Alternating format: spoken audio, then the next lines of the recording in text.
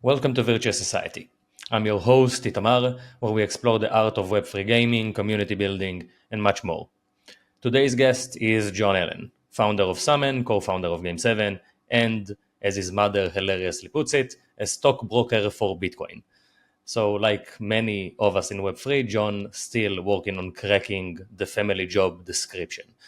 On a more serious note, Jon is an OG and has been active in the Web3 space since 2013, and is one of the most insightful voices in blockchain and community building. In this episode, we explored his vision for Summon and its potential to revolutionize online communities and DAOs.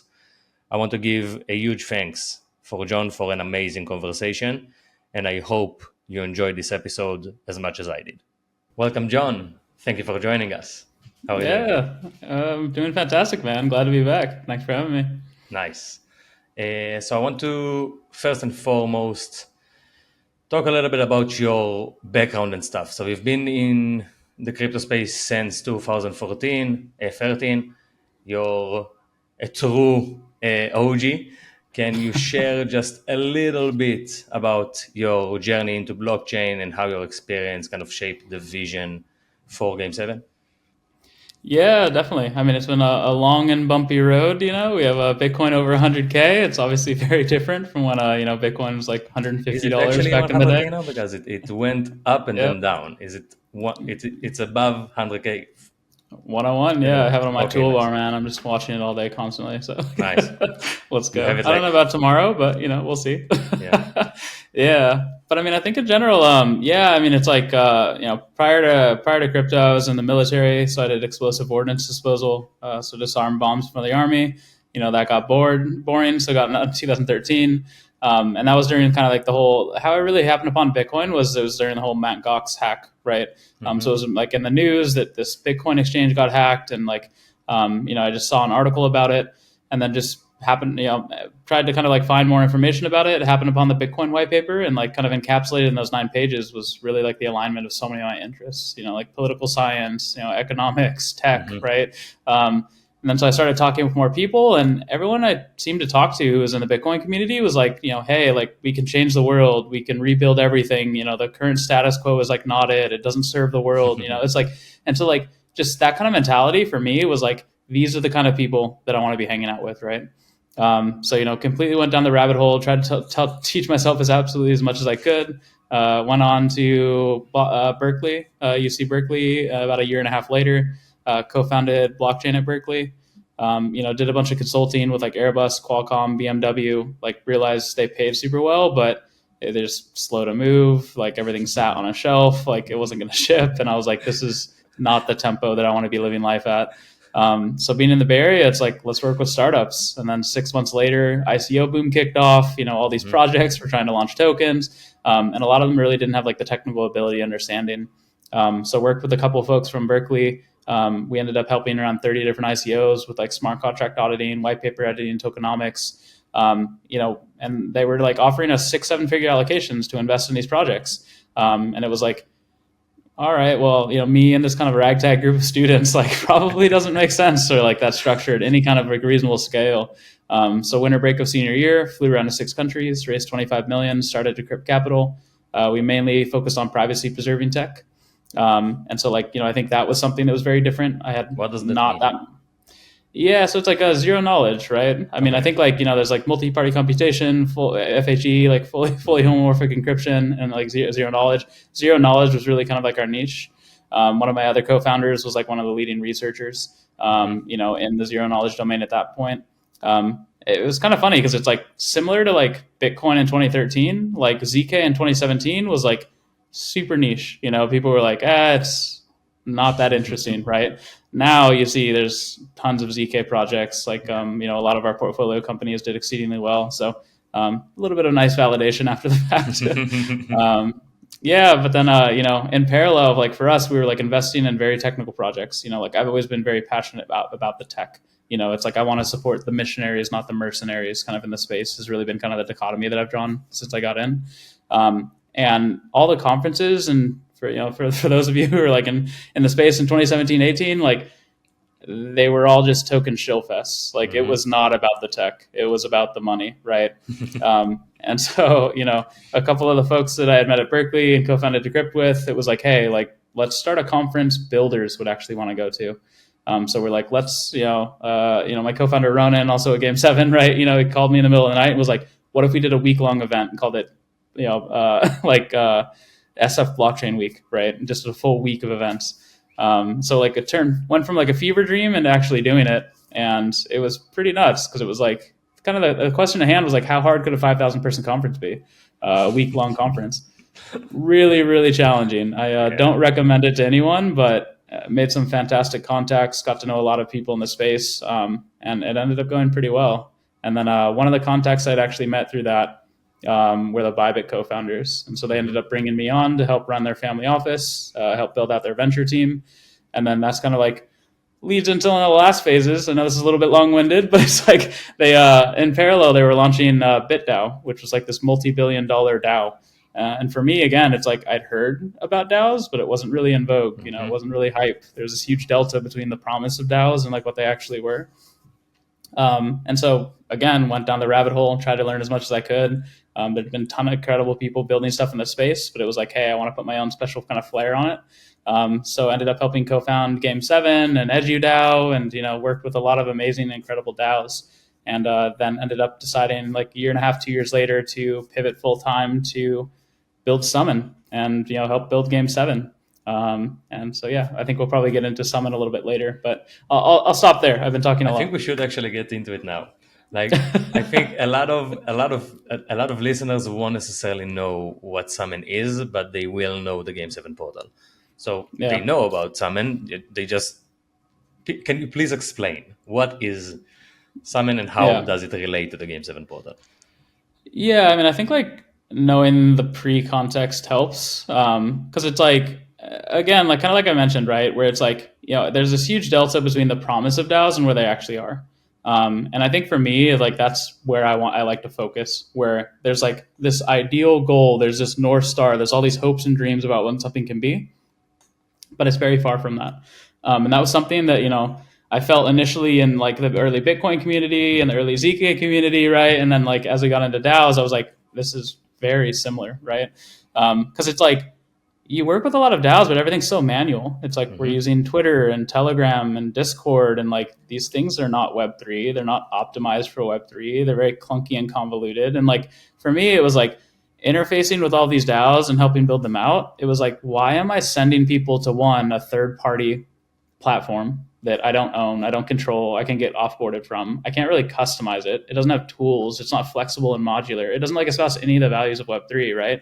And then on top of that, it's so fragmented that it's like, when we're talking to people about onboarding from a DAO, it was like, okay, well, like, here's the link to our snapshot. Here's the link to our Twitter. Like, here's the link to our Discord. Here's the link to, where we're actually doing proposals, right? So it's like I have to have 4, 5, 6 tabs open to actually engage in a meaningful way in a DAO. And I was like, that's just insane. So for me, it's like, okay, let's get down to first principles, right? It's like really what do communities care about? And it was like they want positive engagement. And so like that's really the bedrock of Summon is like, how do you optimize for community engagement? And I think really kind of the unlock for me was really like Game 7 wants to build a meritocratic gaming nation. So like that's a great tagline, but what does it mean, right? It's like meritocratic. That's really the loaded word there, right? And so it's like meritocratic means based on merit. You're giving people more access, more control, more influence, kind of like all these kind of like benefits, right, based on merit. But in order to define that, you have to have a granular understanding of like what are people contributing. So really what Summon does is it allows you to easily track and reward people's engagement, and then also create kind of these delightful experiences for your community, and also connect all of these disparate platforms together to create the center of gravity for communities.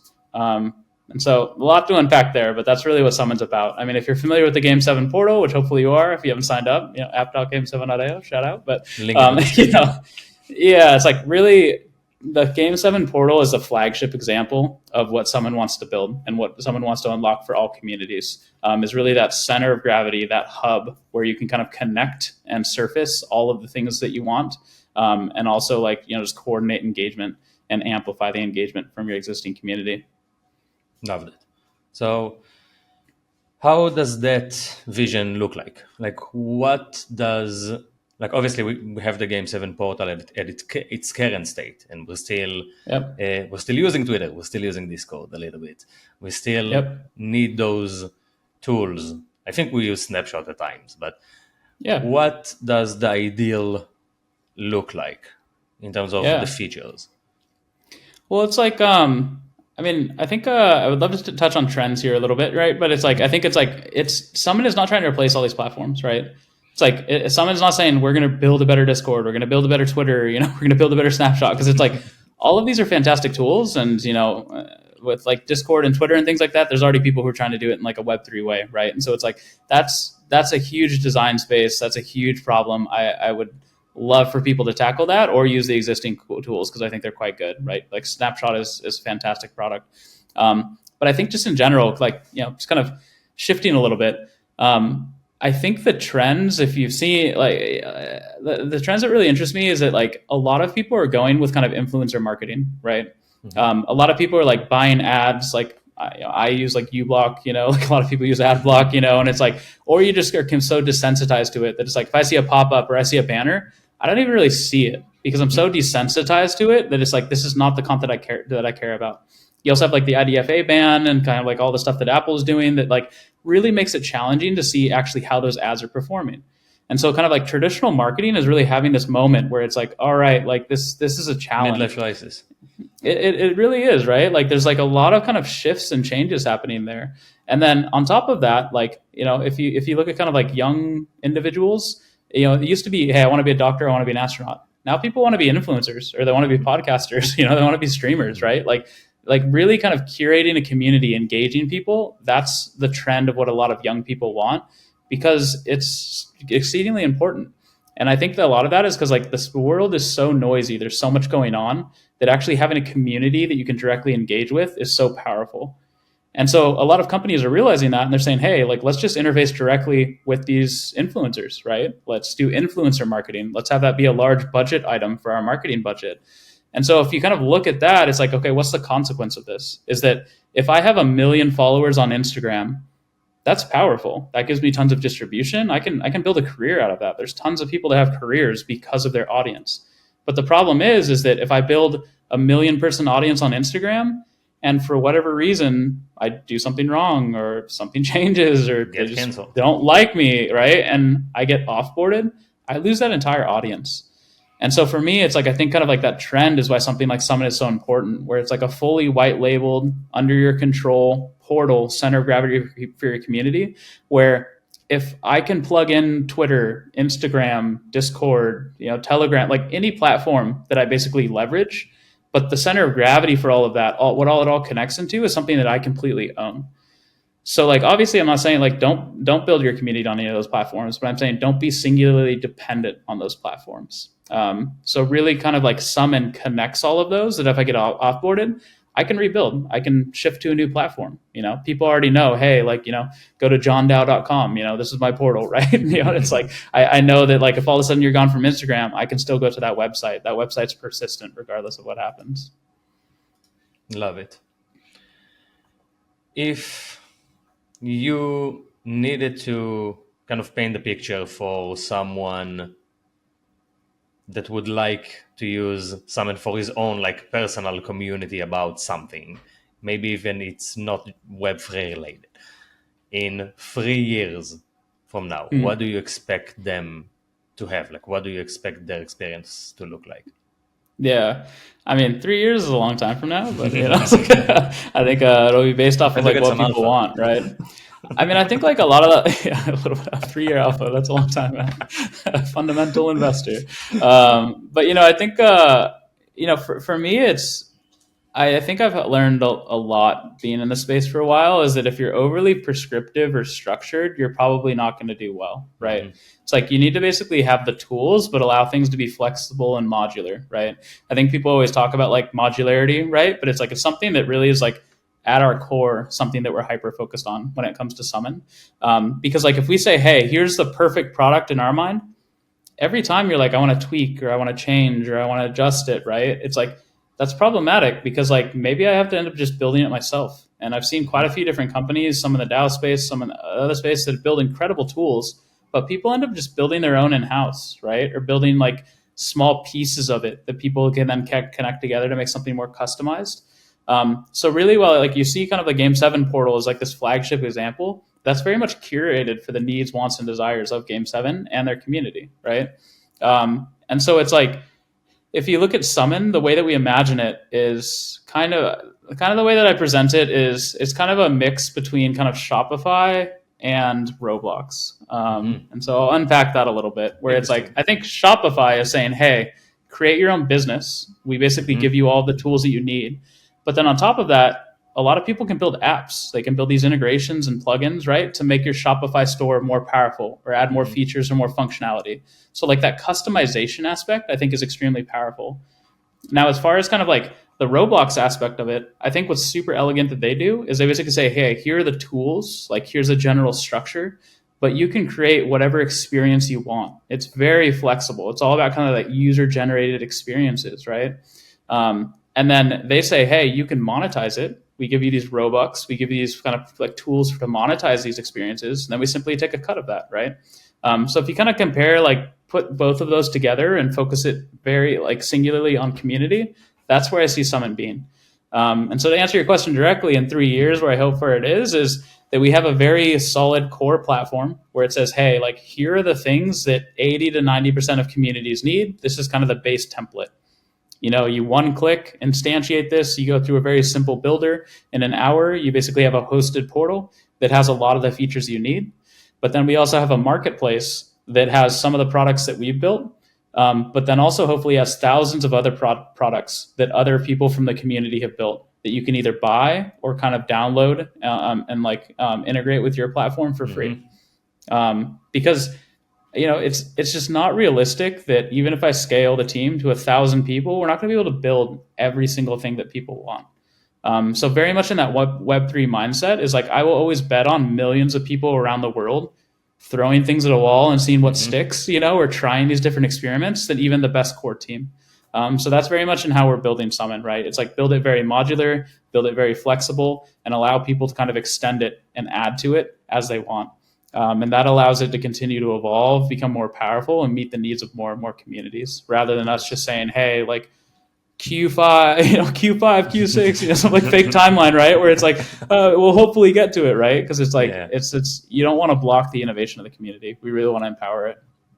So if I'm an aspiring community manager or community leader, or I'm a content creator or whatever, I'll be able to pretty much use the, let's say, 80% of what I actually need, because it's there, and the other 20 that is just like my own needs and wants, I'll have the option to just kind of build on my own, or possibly utilize someone else's work. Maybe he would like to get paid for it, maybe not. Interesting. Yeah, because it's like, I think like a lot of the key pieces we're realizing are like, people want to know who their members are. So there's this notion of like reputation or identity within the platform, right? Kind of delving more into that reputation aspect. People want to know like who are their most engaged members. I think you're seeing a lot of social media platforms like Facebook has like the super fan kind of like tag, right? You know, the badge. Yeah, and so like a lot of like social media is trying to do that, where they're trying to incentivize engagement. You know, yeah, exactly. Reddit karma, you know, so there's like a lot of these pieces that a lot of these social media platforms have, but I don't think they're really tackling it head on. I think they're realizing it's interesting and it's helpful. But someone's really trying to tackle that head on is like, again, kind of that first principles foundation is like positive community engagement. That's the end all be all of what we're trying to do. So you have identity, because I want to know who my community members are. I have reputation, because I want to be able to incentivize them to do things and have their standing, right, you know, within that community. You also have rewards, where it's like by being able to easily kind of like give my community rewards. We kind of relate that usually with kind of like the quest module. And I think a lot of people kind of get distracted where like they see the Game 7 portal and they're like, oh, it's another questing platform. But it's like, for me, I'm like, no, like this is a means to an end, right? You know, quests kind of as a data type, you can fit any arbitrary action into this kind of quest action category, kind of like hierarchy, right? So it's really just kind of a naming convention we chose. But if you can say, hey, I can structure any kind of interaction, I can attach a reward to that, I can know who the people are, and I can have their reputation or standing within my community. That's a really powerful core. And then you add marketplace, you add a Shopify integration onto that, you add forums, you add proposal voting, it's like you add an avatar, you add some kind of like image to represent that. There's a lot, there's like tokens, you can do staking, there's like play to airdrop campaign kind of like module. So it's like, there's tons of specialized things on top of that, but really that core of like identity, reputation, quests, rewards, right? Like, that's kind of those core pieces that almost every community would want to do. Yeah, and you kind of mentioned just like social aspects, financial aspects, more of the community management aspects, maybe also just like creative aspects, maybe with the avatar and stuff, even though I'll consider that more of a community thing, really, because you share an avatar with someone else, and it's more about like belonging to me, but also there's the creativity side. But yeah, it's very interesting. So I wanted to talk about guilds, because recently we kind of spilled the beans a little bit about guilds being integrated into the Game 7 portal in 2025. We'll keep it ambiguous. Somehow in 2025. Can you please explain a little bit what guilds are? Because as I understand them, they will pretty much allow members to somewhat just create like sub communities within the greater community. Is that an accurate definition? Or yeah, for sure. I mean, I think like it's what I didn't mention about Summon is like a lot of the inspiration around it is like World of Warcraft, because for me it's like it's one, I think it's the best game of all time, but two, it's like I think that if you look at the archetypes of gamers, like roughly 80% of gamers play for the social aspects. If you look at MMOs as a game type, I think really MMOs are the most social form of game that I've ever seen, right? And I think, again, World of Warcraft is probably like the best example of an MMO, right? And so like a lot of the inspiration is around that. And so like when I'm thinking back about like why was World of Warcraft so compelling, like why was I playing this 12 hours a day for like a year? It's like, and it wasn't because like millions of people are playing it, like it was top of the charts and it was a popular game, so I'm just going to play it, right? Like the thing that got me coming back every day to play was my guild. It was the fact that it was like there's 30 people that were constantly online, probably chronically online, but it's like, who were like, it's like that shared struggle, that shared success, like that small group tight knit dynamic where it's like we would be texting each other, we would be keeping in touch, we would like have these goals together and try to accomplish certain things, right? It wasn't that, hey, my server has like, tens of thousands of people on it. It was these 30 people. And I think that's kind of like what a lot of people are having problems with, just not even in Web3, kind of everywhere, right? Is that if you have millions of users, trying to retain them, right? Because there's kind of like, you have user acquisition, you have user retention. You got to pair these, right? You can get 1 million users, but if they all leave, it's kind of a waste of time, right? Yeah. It's just a blip in time. And so that retention piece, like how do you make these things sticky? I think that guilds is kind of like a great way of doing that. So this is from my personal experience, but it's also from a lot of like the user interviews and people we've talked with. It's like, it's really those 5, 10, 20, 30 friends that keep me coming back. So that's really our goal, is like a lot of people, because for a variety of reasons that probably don't want to get too in the weeds for, are saying that like, hey, like we're trying to get millions of users in our community, but trying to engage them, trying to retain them, try to keep them interested. It's very hard if you're saying like, hey, any core team that's helping run a community, talk to all 1 million people. Like, what are you going to do? You can't like host a Discord space, you can't host a Twitter space and have 1 million people, right? But it's like a much easier thing to handle is saying that like, hey, we have 1 million people, but that's comprised of 1,000 guilds, right? With like 1,000 members, right? Each. And so it's like, or even like 100 guilds with like 10,000 members. It's like, it's much easier to be like, hey, like who are the guild masters? Who are the kind of like leaders? And there's kind of sub communities within a community. And so you kind of have this like hierarchy of like, which probably not a hierarchy, because it's like, as it applies to Game 7, because it's like, you don't really have this traditional hierarchy of like anyone's above each other. It's very flat. But I think it's just much easier to handle where you're saying, hey, like a lot of the kind of core members or the initial members of Game 7 got us to where we are. But to get to that next phase, what we want to do is empower new leaders. We want to say, hey, here's a framework for you to make a community, right? And for you to empower the community. And I think what's going to be really interesting to see how it develops is like, maybe the initial members of Game 7, I hope and I think a lot of them are going to start their own guilds. Maybe those will be the top guilds, or maybe it'll be somebody entirely new who comes in, right? A couple of years after this was founded, right? And then they have the biggest guild, they have the most influence, they have the most control. And so it's like a very kind of free market approach to like kind of like building the community. Why do you think we should, like, say I'm just playing devil's advocate here. Yeah. Say I'm active in the Game 7 community, I believe in the vision. Why should I, like, why me? Why should I lead a guild of my own? Why shouldn't I just join someone else's? Yep. I mean, I think it's personal preference. Like, first of all, it's like, one, I would love for everyone to start a guild, but like, let's be honest. Like, if you have like 1 million guilds of one person, you end up with the same problem, right? I think the other piece of it is that, like, as you well know, like, managing a community, right, is very challenging. This is like not a trivial aspect. I mean, you're grinding every day in, day out, man. I feel for you. But so it's like, one, I think there's not a lot of people want to start a guild and maintain a guild. And then I think there's kind of like even less people that once they actually get into the thick of it, or like, I have enough time or kind of conviction to actually like keep this going for like multiple months or multiple years, right? But I do think there's like a lot of people who want to build their brands. You have a lot of these kind of budding influencers or budding streamers, or like people who want clout, or people who just like have the sense that they want to be leaders, right? And so I think you're gonna have this distribution where, one, because of like lack of time, maybe people are like, I just want to be part of something. I don't want to lead it, but I want to be like an integral part. And there's other people who are just like, I just don't want all that pressure. I don't want to be leading all these people. I don't want to deal with the drama and the politics. Like, I just want to be part of something. But I really think it's like, okay, what's that subset of the community that's actually like, hey, like, I love what the Game 7 folks are doing, but I think I could do this better, right? Or I think I could add to this, right? And so like, that's really what guilds is about, is like allowing folks to just try these again, like, very kind of Harari, like bias here, right? Is like, how do we empower these millions of experiments to occur? Because I think like, I think heavy bias here, I think we've been doing a fantastic job at Game 7, right? But it's like, I would love to see people try different things, right? And if all of a sudden we see a guild that all is like extremely powerful, everyone's super happy, they're very engaged, right? It's like, how are they engaging these people? How are they retaining these people? Like, how are they talking and communicating to these people? And so I think that's, again, like, that's the thing I love about Web3, is that it empowers and enables like these millions of experiments to occur at like a very quick tempo.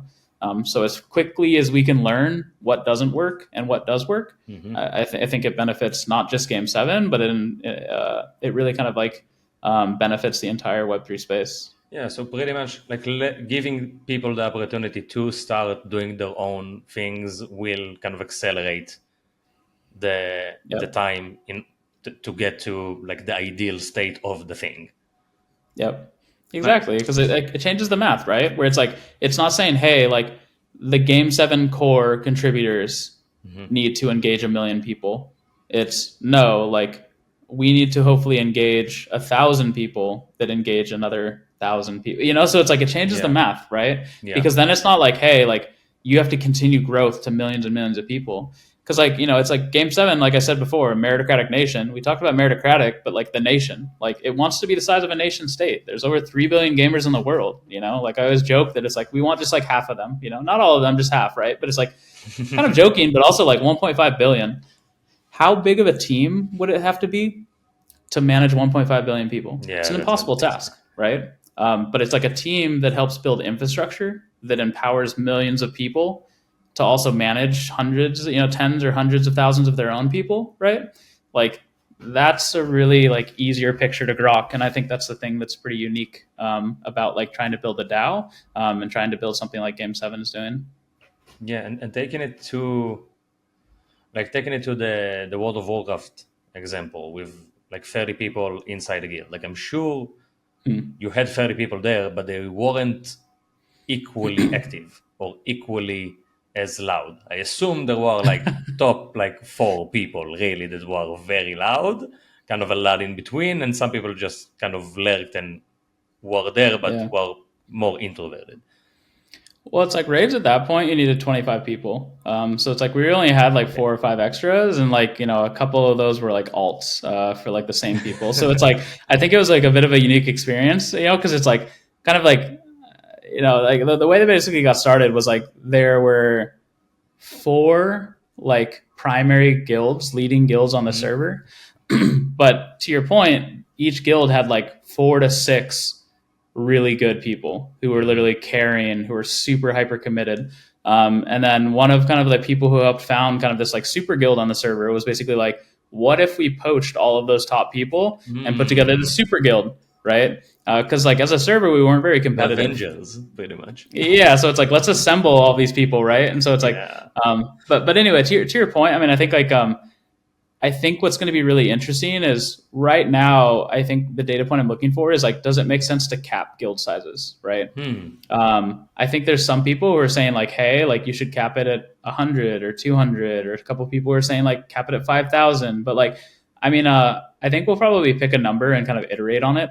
But in general, again, like with all things, like for me, it's like very free market approach where I do think that like, if I'm part of a 5,000 person guild, do I feel special? Do I feel unique? Do I feel like I know everyone there, right? And so I think what you'll see is like these like very successful guilds get to a certain level of scale where they can no longer maintain that scale. And then I think you'll have a subset of the most active people be like, hey, like, why am I working in a guild, getting a lot of the rewards and the benefits, kind of diluted? Because there's so many people here. Why don't we peel off and start our own? And so I think you're going to see a lot of these kind of like just like these like churn, where it's like people are just starting their own or kind of trying to poach top people from other guilds. And it's like, because I do think there's a huge point of diminishing returns as you get to like a couple of thousand members, 1,000, 5,000, 10,000, right? I think it's just a very different experience. And maybe some people just want to be part of the biggest guild, whereas some people want to be part of the most active guild, right? And like again, harkening back to those experiments, it'll be really interesting to see like how it plays out.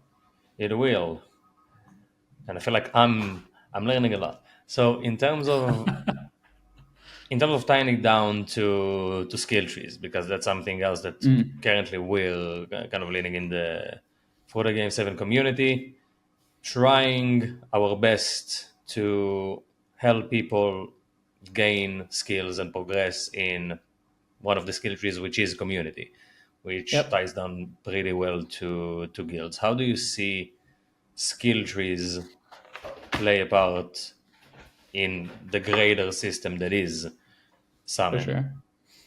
Yeah, so like let's unpack the master plan here, right? Yeah, it's like, a little bit. Because I mean, for me, it's like grab a cat and start petting it while you're talking. That's you promised you will. Yeah. But all right. So for me, it's like really the roadmap for Summon is very intentional. It's like obviously I think about this stuff a lot.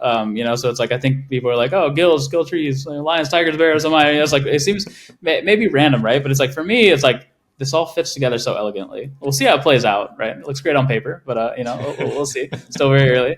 But it's like you basically we already talked about guilds, right? So let's not go down that rabbit hole. But it's like I think if you tried to put kind of just a tag on what guilds are, kind of like I mentioned, the goal is for Summon to create these portals, right, or these centers of gravity for every community.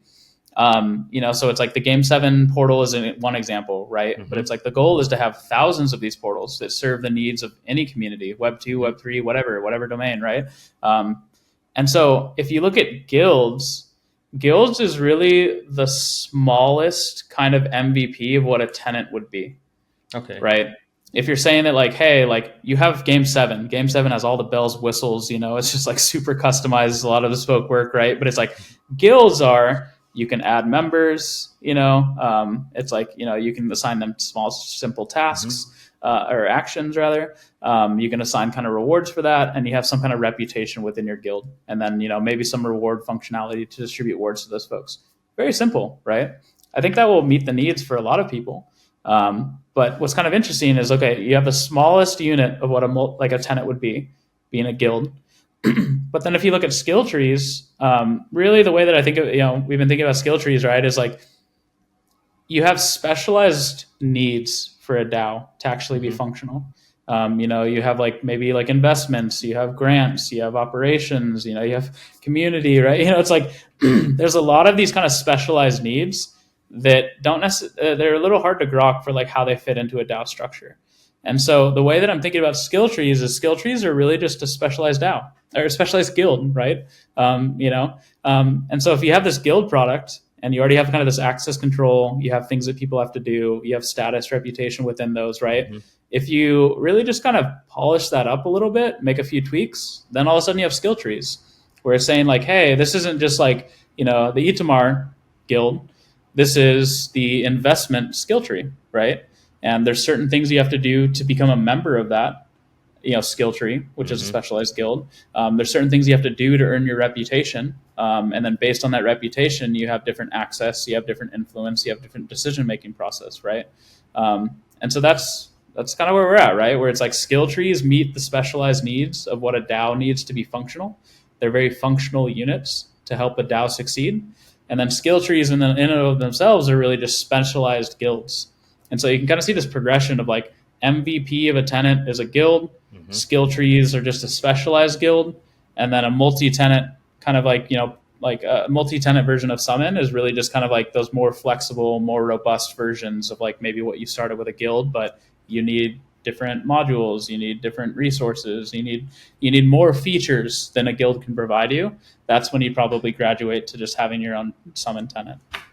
And from a user perspective, say that I'm participating in a Game 7 guild, 2 Game 7 skill trees, and another tenant's skill tree and guild.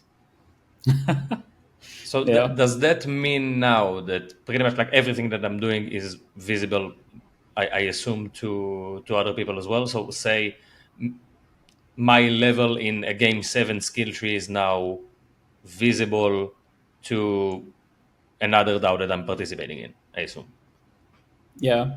I mean, I think that's so here's the thing is like from a Game 7 worldview, that's what I'm going to speak to. But I just want to make it clear that it's like the plan for multi-tenancy from a Summon perspective is do whatever you want, right? Like there may be some tenants that are like, we want nothing on chain. But when it comes to Game 7, and this is obviously my preference, it's like obviously we're, working very much hand in hand, right? So it's like very aligned on how we see the world. Is that I think the more things that are on chain, the more you kind of build this on chain resume. I think we've seen like Degen Score, and there's a couple folks who are doing like really interesting kind of on chain identity, but it's like, and just all the way back, there's been dozens of projects that are trying to do on chain reputation, and maybe we can dive into that. But I think it's interesting to see the approaches. I'm very passionate about on-chain like identity. But anyway, so it's like Game 7's plan is to have, already you have your avatar and you have your level on-chain. The plan is to put XP, to actually put the quests that you've completed, have some metadata for like what kind of game types that you completed. So I can see, hey, this person plays a lot of like first-person shooters, right? Or this person plays a lot of like hyper-casual games, right? So it's like the more things we can put on-chain, the more portable someone's reputation is. And that's really the goal, is like we want folks to be like, hey, like, but Game 7 is a center of gravity for Web3 gaming. We pull together all these different games and kind of activations that you can do, and you can build up your reputation. And I can say like, hey, like I'm a gamer, I played a bunch of games, all that's there. But to your point, right, it's like with skill trees, I think that's even more powerful, where it's like, hey, like if I'm a rank 6 in the investment skill tree, wow, like, you've actually put a lot of time and effort into that. So if it's anything that has to do with investment, like that's something that I can then use to maybe get a career there. And I think that's like one of the really cool things that I would hope to see happen is that this notion of like educating kind of the community and having them level up. Because like I think people have talked about like DAOs back in the day. It was like it was the future of work, and I think it was like a lot of like really like craziness around it, and it wasn't necessarily realistic at the time. But I really do see a future in which it's like, say like, hey, you're working your kind of like traditional finance job, you have a bunch of free time, you don't really like what you're doing, and it's like, hey, like I want to work on treasury management for a DAO, or I want to work on grants, or I want to work on investments, right? It's like it can go from a side hobby or an interest to getting educated to actually doing the work to like building that resume to maybe pivoting to that full time, right? And I think that's what's going to be really interesting to see is like, the more kind of like structure that's put around that, and the more you bring these things on chain, the more powerful it becomes as kind of like, just a training, like I guess the future of work, right? It starts to kind of like potentially start to go down that route, which will be kind of fun. And why do you think that didn't happen until now? I think there were a couple of things. It's like obviously, I think with most things in Web3, you have a bunch of hype, and it's like if you've seen kind of the Gartner hype cycle, I think all things kind of like fall into that. I think we're kind of in this trough of disillusionment, disillusionment with DAOs at this point, right? Because it's like, one, like let's be honest, it's like you had kind of like the DAO hack and like early Ethereum history, right?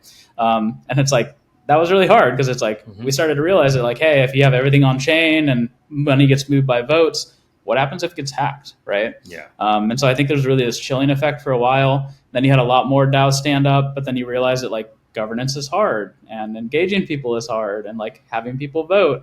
I think that's actually something that we like didn't touch on. That is like I think that the kind of like $1, one token, one vote system, I'm just not a fan of. I don't think it's aligned because like you're basically distributing tokens to either people who have a lot of money and kind of like maybe the mid to long term, or you're distributing tokens to people who are just there early, which maybe the early people there are fantastic, but what about 3 years from now? What about 5 years from now? Like they're the biggest holders. Are they still going to be the most active?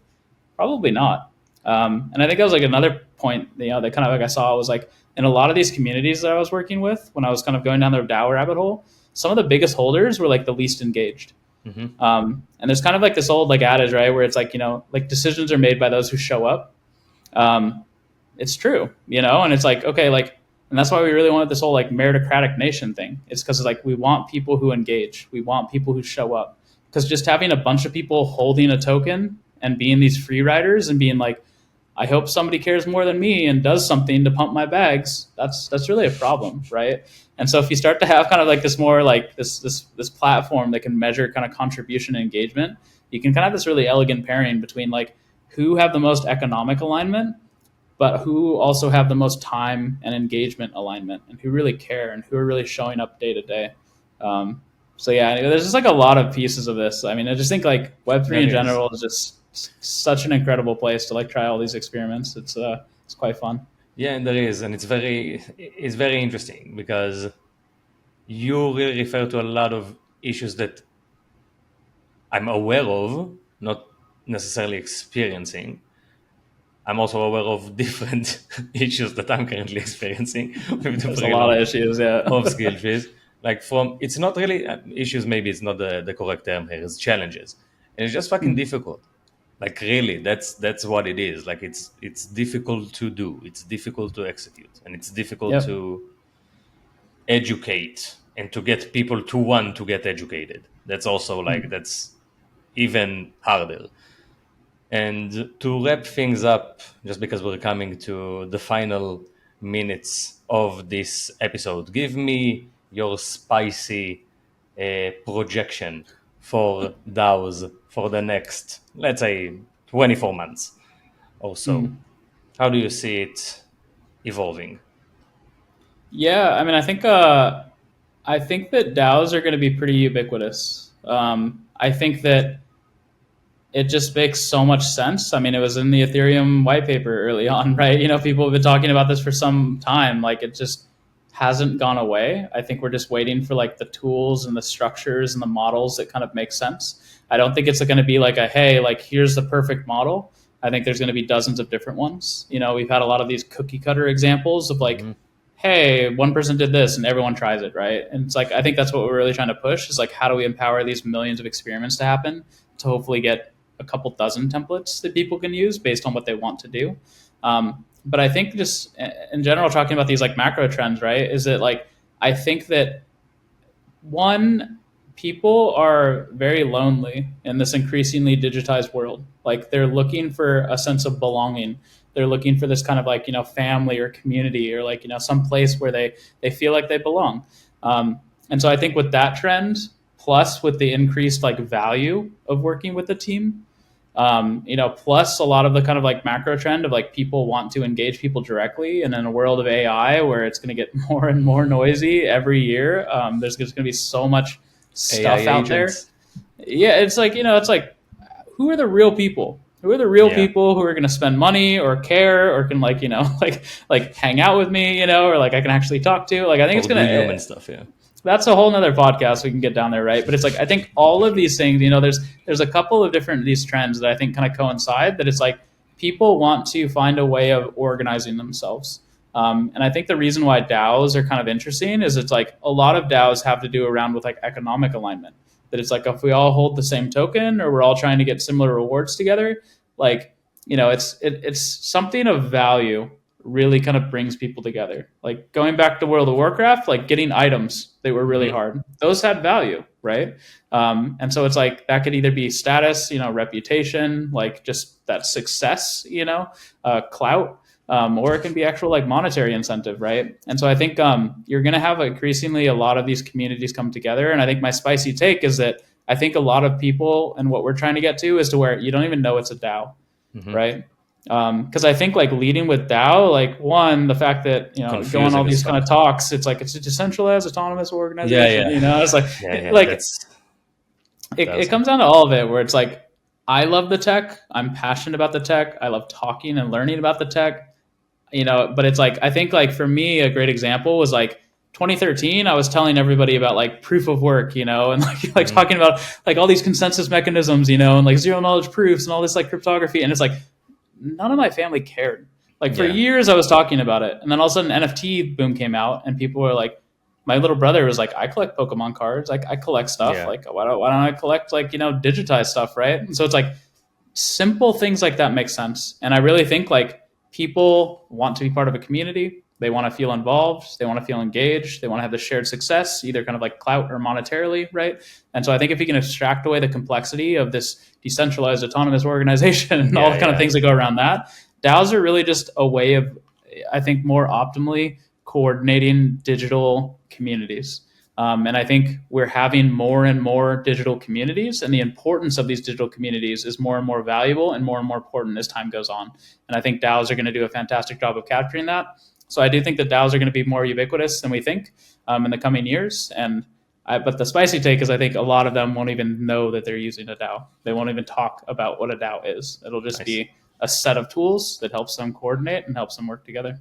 That will make my life way easier. I would love Fingers crossed, man. Fingers crossed. Like explaining to your mother what you're doing is a very difficult challenge if you're walking in Web3. So I work for a DAO. Like what? What are you saying? So yeah. My mom tells all my family that I'm a stockbroker for Bitcoin. So that's probably one of my favorite things. And I'm like, I'm not even gonna correct you. Like if that works for whatever. you, like sure. Cool. Sure, yep. He's doing magic internet money stuff. Exactly. Something. Yeah, cool. Great. Okay.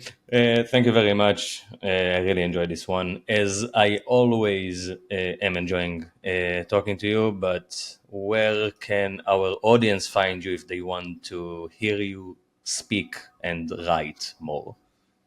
Yeah, I mean, join the Game 7 Discord. I'm usually lurking there, so feel free to tag me. But I think Twitter is like kind of like a pretty good platform. So it's like Jonathan T. Allen 1. I have a very common name. So if anyone has like the John or Jon Allen handle and wants to give it to me, I would. Actually, if someone has the Itamar Dvir one, like chances are you're not watching it. But please, like my name isn't like that. And I still can get it. That's fucked up. So I want it's mine. Terrible, man. All these Twitter name squatters, man. Like the people who have the John and Jon Allen, like haven't been active in like 6 years, and I'm like, same. Come on, man. It's crazy. Let it go. Let it go. Nice, man. Nice. Okay, perfect. All the links will be in the description. As always, thank you everyone for tuning in. If you're kind enough to share, like, subscribe, follow, all of that good stuff, that always helps. And thank you, John, for joining us, and we'll catch you on the next one. Thank you, sir. It's been a pleasure. Bye-bye.